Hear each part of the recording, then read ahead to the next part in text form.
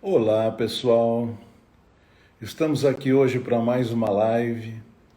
Nesta live de hoje, nós vamos tratar sobre um assunto bastante interessante, através do qual vocês poderão se posicionar com relação ao estágio em que vocês se encontram na vida.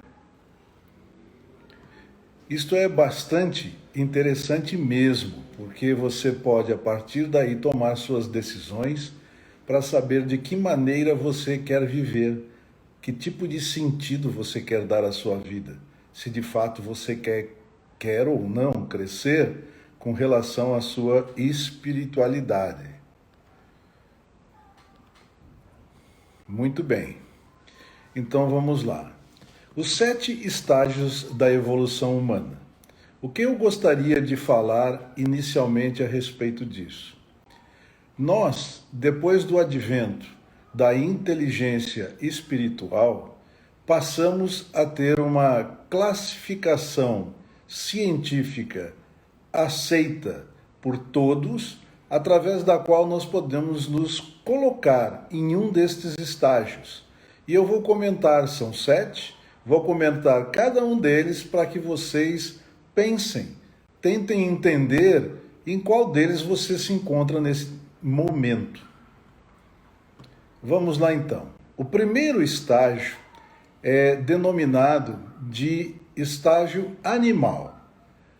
Este estágio faz com que, na realidade, o homem esteja tendo um comportamento como de um animal.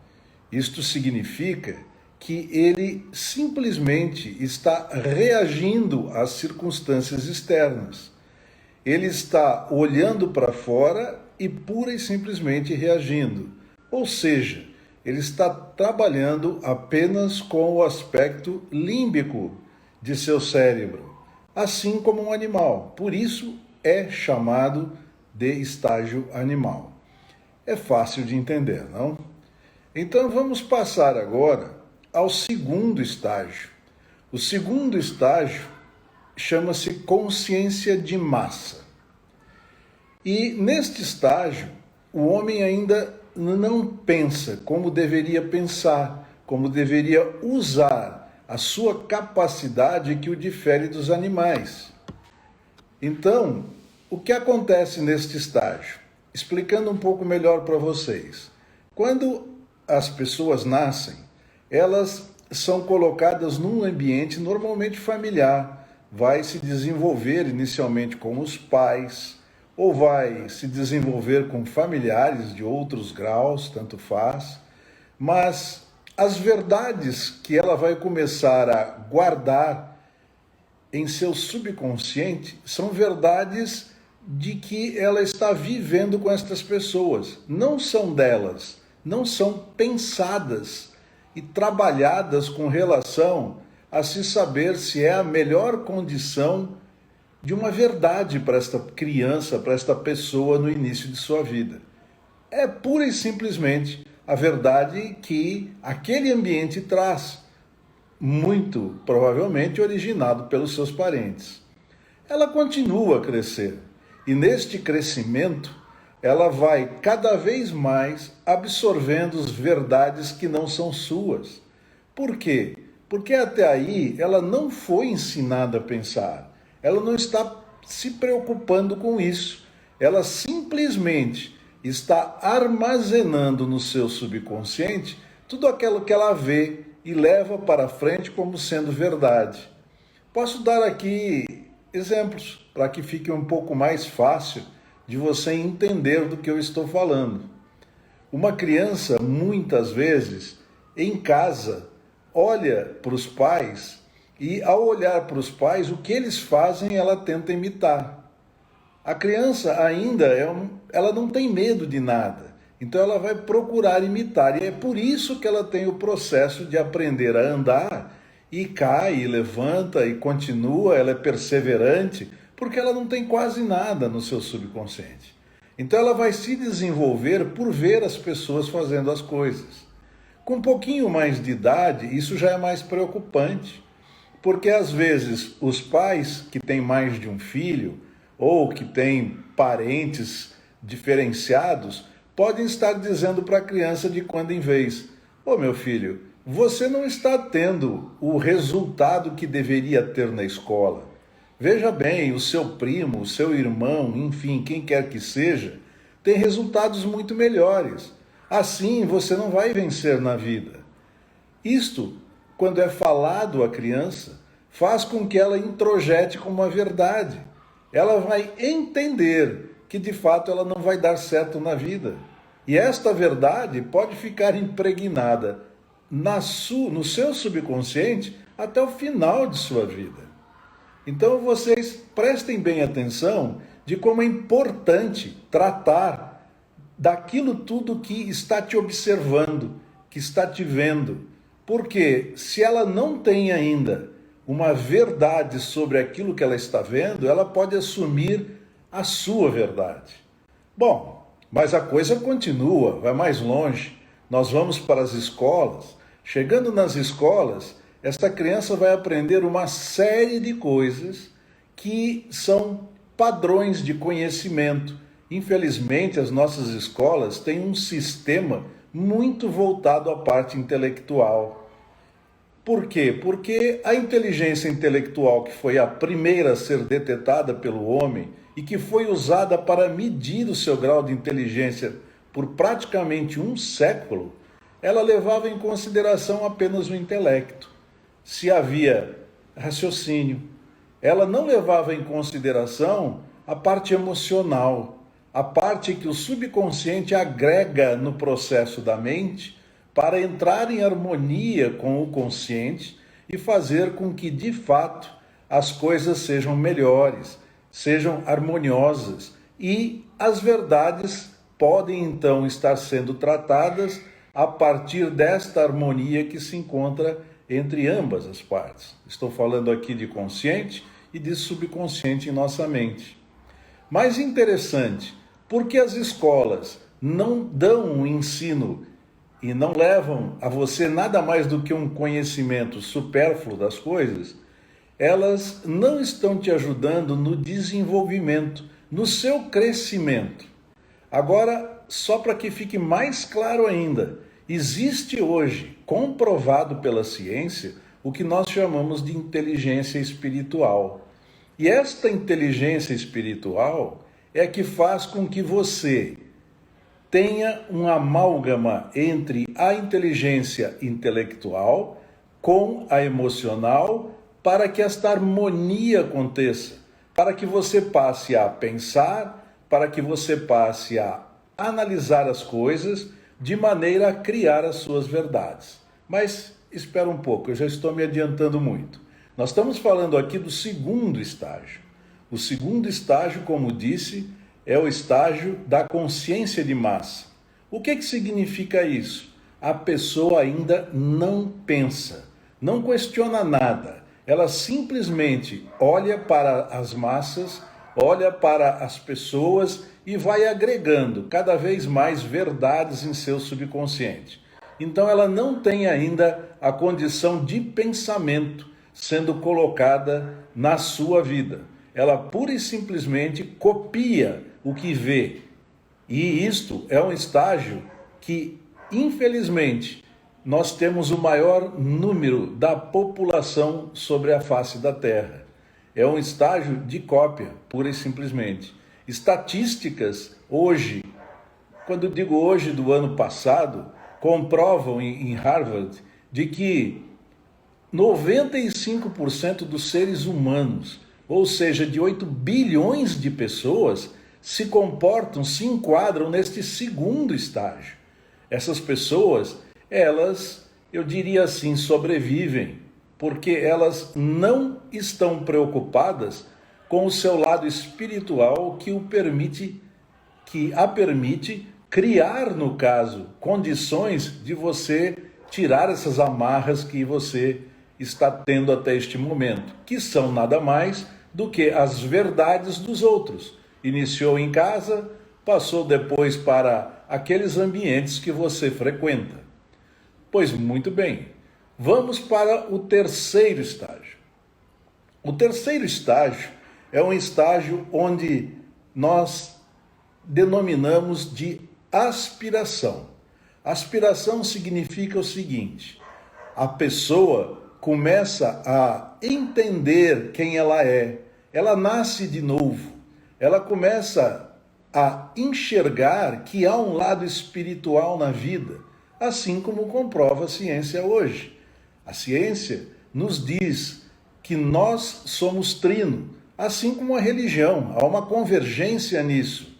E este trino significa que nós somos, na essência, espírito, que está hoje num corpo, e este corpo tem uma mente que faz a sua gestão enquanto ele estiver, ou enquanto o ser estiver aqui na Terra.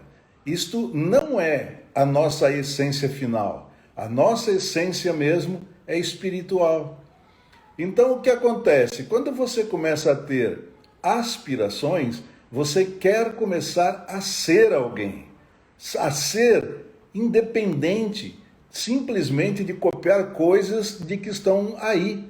Tem coisas que você copia que não tem mais serventia, inclusive. Por quê? Porque são verdades que eram boas em outra época e hoje não tem mais sentido. Então é importante que você comece a aspirar a ser diferente, a ser uma pessoa que comece a pensar. Você está, como disse, nascendo de novo, admitindo que você tem um lado espiritual em sua vida e fará com que este lado, a partir de agora, cresça constante e progressivamente, para que você possa chegar à abundância de vida, a usufruir daquilo que é prometido pelo Criador para nós. Mas nós precisamos compreender isso. Nós precisamos dar sentido à nossa vida para que este crescimento ocorra. Então, neste terceiro estágio, o que nós estamos falando e estamos desenvolvendo aqui no raciocínio é de que já poucas pessoas se enquadram. Poucas em relação a 95% que já ficaram para trás ali no segundo estágio.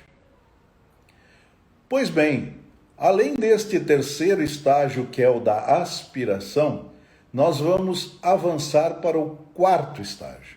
O quarto estágio é o chamado estágio da consciência individual. Neste estágio é que você começa a romper com as massas. É que você começa a, de fato, questionar na sua vida aquelas verdades, aqueles hábitos que você tem. Hábitos estes que você precisa estar analisando, como disse, constantemente. Por quê? Porque nós estamos num universo e somos parte deste universo. Agora, nós somos parte e ele, o universo, está se expandindo. E eu, para que possa acompanhá-lo, tenho que me expandir também, ou seja, crescer cada vez mais.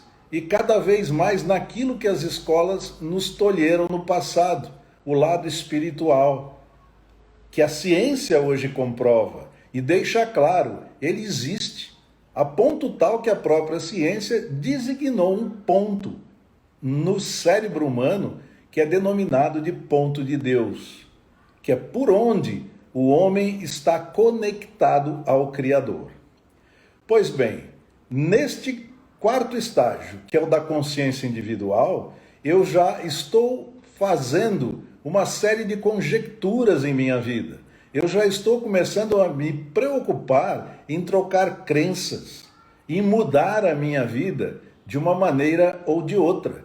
Eu preciso começar a crescer, eu preciso buscar a minha originalidade. Eu preciso ser eu.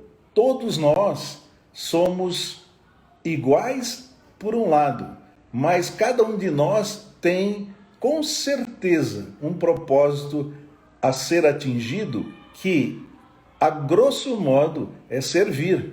Mas servir o quê, a quem e como? Sempre será servir o seu próximo. Mas quem de fato é o seu próximo? Então você precisa começar a pensar em trabalhar neste quesito, nesta condição de estar melhorando algo para o seu próximo.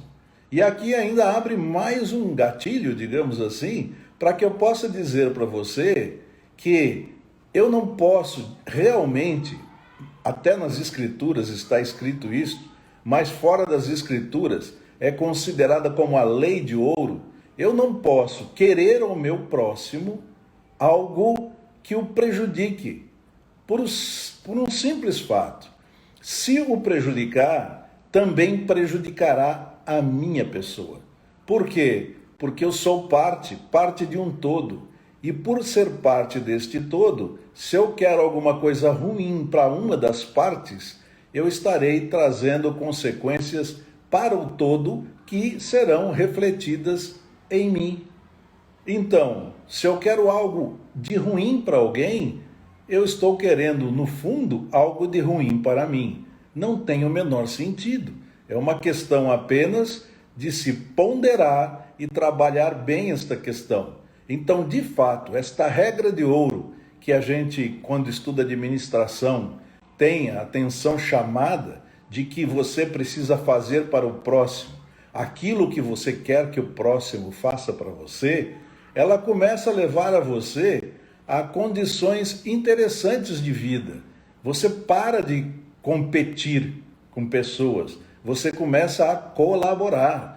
Porque se você quer o bem para alguém que é parte do todo e quer o bem para você, por consequência, você precisa de fato trabalhar esse lado positivo e esquecer o lado do mal, o lado em que você pode estar prejudicando em parte o desenvolvimento do todo e também sofrendo este tipo, digamos assim, de infração por estar indo contra a natureza, né?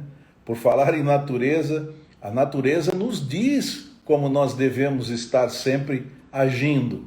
É uma questão de observá-la. Existem, portanto, leis universais, leis naturais, que nós não devemos transgredi-las, porque se assim fizermos, o que acontecerá? Não teremos os resultados que estamos procurando, porque elas não têm como serem transgredidas. Elas são assim e não tem jeito. Se você quer um exemplo disso, eu posso dar. Vamos pensar no seguinte: há uma lei de ação e reação. Essa lei de ação e reação, que é um nome físico, ela tem para nós o seguinte conceito. Se eu olho para a natureza e verifico que um rio na sua nascente, lá em cima de uma montanha, começa a descer e recebe outras influências de outras nascentes, enfim, vai ficando cada vez mais caudaloso, está indo no sentido do mar. Se porventura ele encontrar um grande bloco de pedra em sua frente, ele vai fazer o quê? Reagir ou contornar? Então pare e pense nisso. A natureza nos ensina que a reação não é um bom negócio. Nós precisamos agir, contornar, achar uma maneira de chegar onde nós queremos no menor esforço possível. Isso a natureza nos ensina e muito mais. Isso é só um exemplo da lei que eu estou passando para vocês. Mas, neste quarto estágio da consciência individual, você já está se instigando, querendo entender muito mais, querendo avançar cada vez mais.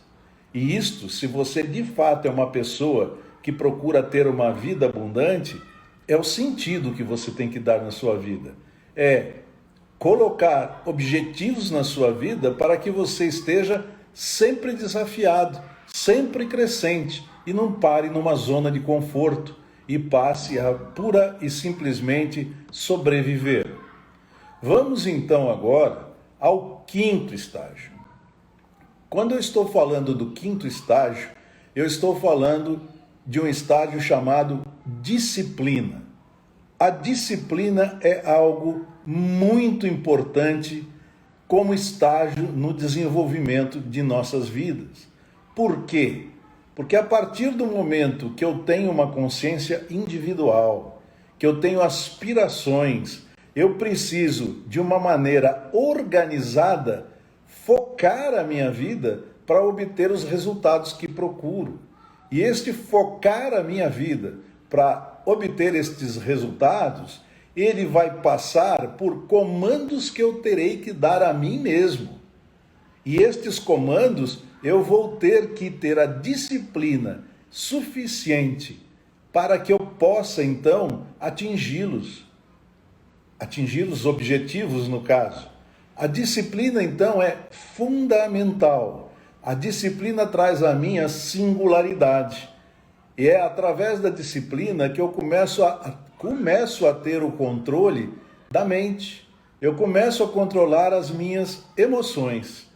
Então, é muito importante que a gente trate de ser disciplinado, porque é supra necessário que isto aconteça para que a gente possa estar evoluindo nesses 7 estágios para que o ser humano passe. Pois muito bem, vamos então agora ao 6º estágio.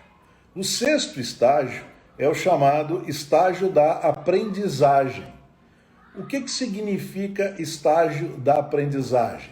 Significa o seguinte: você já está com aspirações, portanto, está tendo pensamentos, e isso é importante para você.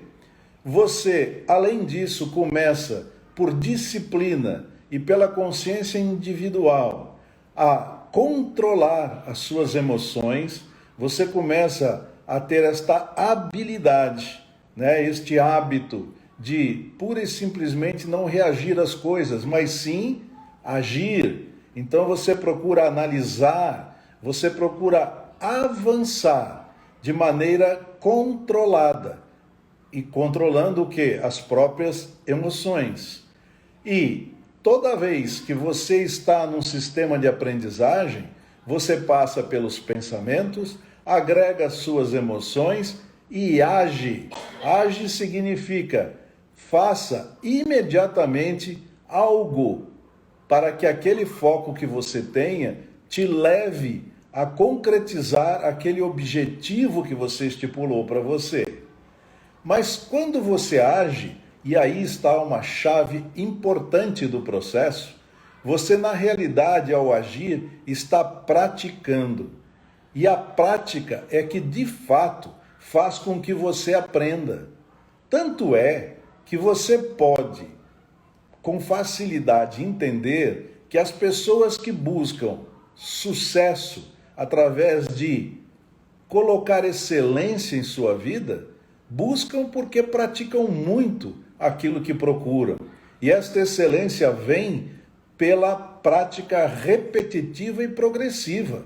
Você sempre pode estar crescendo cada vez mais ao refazer qualquer tipo de processo, qualquer coisa que você vai realizar, praticar. Então, cada vez que você pratica, você pode estar buscando esta excelência que eu citei. Olhem que coisa interessante, eu vou ligar 2 fatos que falei aqui hoje. Eu disse para vocês que o homem, atualmente, ele precisa estar não competindo, mas sim colaborando.